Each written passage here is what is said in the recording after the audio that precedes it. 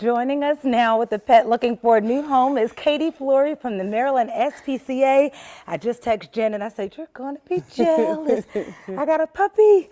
And with a very interesting name. Yes, this is Talent Director. Oh my goodness. She is part of a litter. We also have Jane the accountant and chairman of the board. I'm going to speak to whoever's naming these babies. Because where are we getting these names from? Well, we have a lot of animals that come in, so we often run out of names and have to think of new names. But she is such a sweetie. She's 8 weeks old. She is a pit mix and looking for a good home. Well, the good thing is if you go and adopt one, you can always give them their own special, unique name. Absolutely, yes. Straight from your own heart. So how did they get to the shelter? So this litter came in, I believe, because they were transferred to us. Okay. But there is something I want to talk to you about today. There's something going on in the world that we want to make sure that people know about. Okay. Unfortunately, there are some people out there that are trying to scam pet owners who have lost their pets. We have received several reports that people are calling or getting in touch with someone that has lost their pet and saying on our behalf, the Maryland SPCA's behalf, that we have their pet and then the pet is in critical condition and they must provide us money before we will treat them. Oh, goodness. And I want to be very clear.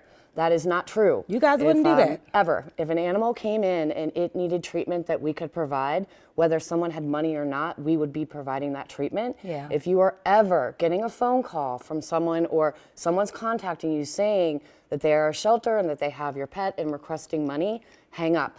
Call that organization, make sure in fact that's true, because I can tell you it is not true. Right. And we really want to make sure that people are reunited with their pets.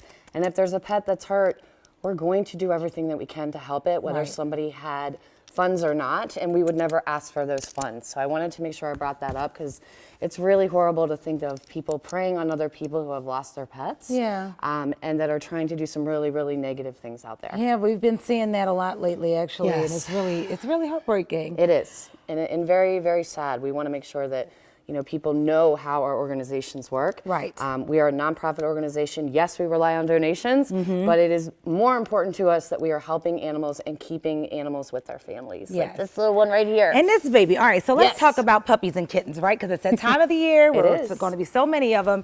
And we don't want to just go and haphazardly go get a puppy and not be prepared and really not think it through. I mean, you want to make sure that it's the right time for you.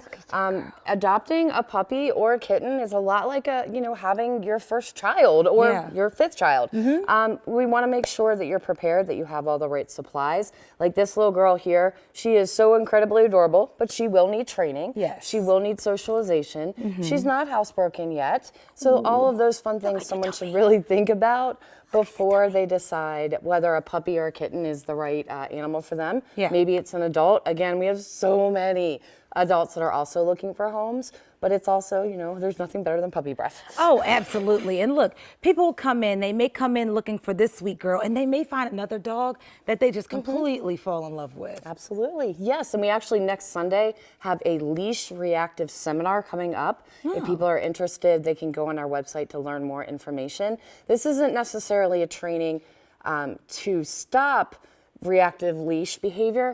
It's a training to help people to understand why your dog is behaving in that way. Yeah. I have one that is the sweetest as long as we're off leash. Yeah. But as soon as we're on leash, we might growl, lunge, so on and so forth. So this is going to be a great training for people who might be interested in learning about why that happens, and they can go on our website to find more information. So if your dog is taking you for a walk instead of you taking your dog for a walk, you are going to want to go to that seminar. Katie, I'm not giving this dog back, but I love it when you come.